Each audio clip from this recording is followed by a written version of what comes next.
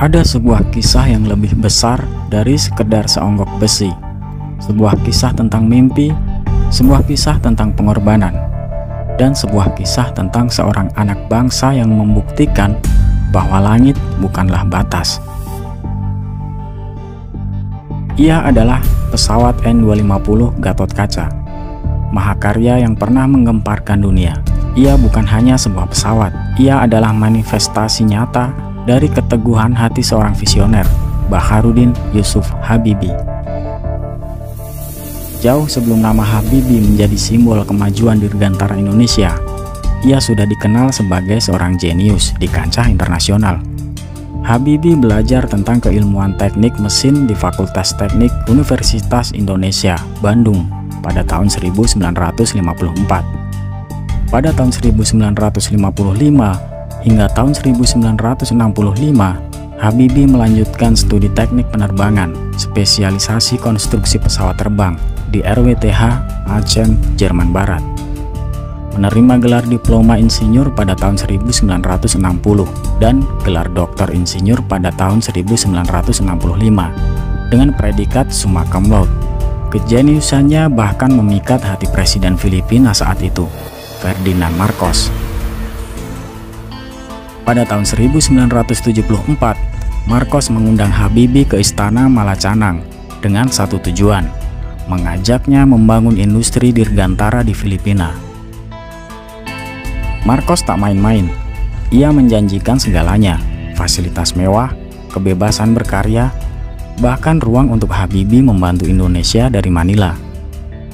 Namun tawaran menggiurkan itu ditolak. Dengan kerendahan hati dan keyakinan, Habibie menjawab, "Mr. President, saya datang kemari untuk membuktikan bahwa ilmu pengetahuan itu adalah hak prerogatif manusia, tidak tergantung warga negara." Kisah ini tak berhenti di sana. Beberapa bulan kemudian, Marcos bertemu Presiden Soeharto di Manado. Dengan nada bangga, Marcos sesumbar akan membangun pusat dirgantara di Filipina dengan ahli yang ia miliki. Tak lain adalah Baharudin Yusuf Habibie. Soeharto yang sudah mengenal Habibie sejak kecil tak ingin kehilangan sosok jenius ini. Ia segera mengutus Direktur Utama Pertamina, Ibnu Sutowo, untuk menemui Habibie di Jerman. Pertemuan di Presidential Suite Hotel Hilton, Düsseldorf bukanlah pertemuan biasa. Begitu Habibie masuk, ia langsung dihujani makian dalam bahasa Belanda oleh Ibnu Sutowo. "Saudara Rudi, Jits moet samen als Indonesia. Anda harus malu kepada diri Anda sebagai orang Indonesia. Kenapa Anda membangun negara lain?" Kata-kata itu menohok dan menggetarkan hati Habibie. Rasa malu dan nasionalisme yang membara membuatnya tersadar. Tanpa pikir panjang, Ibnu Sutowo mendesak Habibie untuk segera pulang ke tanah air. Momen inilah yang menjadi titik balik bagi Habibie, mengarahkan jalannya kembali ke Indonesia untuk mengabdikan ilmunya. Di Indonesia, Habibie memegang tongkat estafet dari Nurtanio Pringgo Adi Suryo dan memimpin industri pesawat terbang Nurtanio atau IPTN. Di bawah kepemimpinannya, IPTN mengembangkan berbagai teknologi dan menjalin kerjasama internasional. Dari semua proyeknya, N250 Gathotkaca adalah yang paling legendaris. Namun jalan menuju kesuksesan tak pernah mulus. Keraguan dan pesimisme menghampiri, terutama dari media asing. Saat N250 akan diluncurkan pada tahun 1995, banyak media meragukan kemampuannya. Asia Week dari Singapura dan Hong Kong secara terang-terangan menulis bahwa pesawat itu tidak siap terbang, bahkan memprediksi kemungkinan musibah.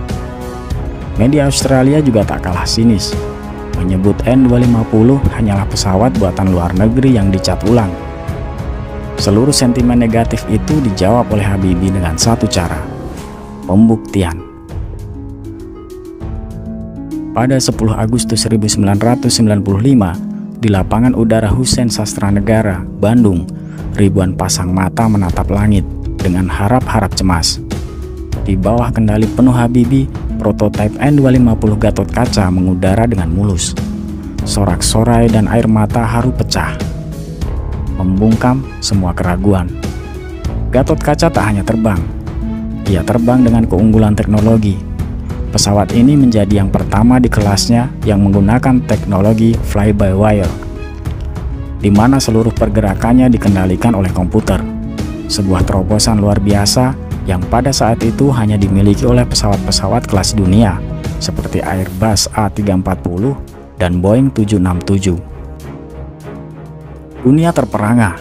Gathotkaca tidak hanya sekedar pesawat. Ia adalah simbol kemandirian dan kecerdasan bangsa. Kesuksesan Gathotkaca ternyata juga memicu kecemasan. Perusahaan raksasa penerbangan seperti Boeing di Amerika Serikat khawatir akan kehadiran N250 yang berpotensi merusak harga pasar di Asia Tenggara dan dunia. Mereka tidak ingin teknologi canggih yang dimiliki N250 menjadi hal yang lumrah.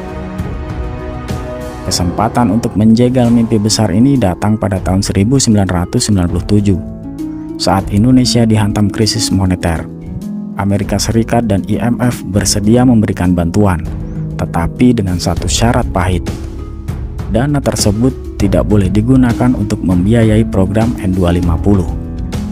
Pada tahun 1998, Presiden Soeharto terpaksa menandatangani perjanjian yang memaksa IPTN kehilangan subsidi. Akibatnya, jumlah karyawan menyusut drastis. Inilah akhir yang pilu bagi sang Gathotkaca. Mimpi besar Habibie terpaksa berhenti di tengah jalan, didera oleh situasi politik dan ekonomi yang tak berpihak. Namun N250 Gathotkaca tidaklah gagal. Ia telah menorehkan sejarah, membuktikan kepada dunia bahwa anak bangsa mampu menciptakan mahakarya. Kini ia beristirahat dengan tenang di Museum Pusat TNI Angkatan Udara Dirgantara Mandala, Yogyakarta. Bukan sebagai simbol kegagalan, melainkan sebagai monumen kebanggaan yang mengingatkan kita semua akan mimpi besar, semangat pantang menyerah, dan kecintaan yang tak lekang oleh waktu.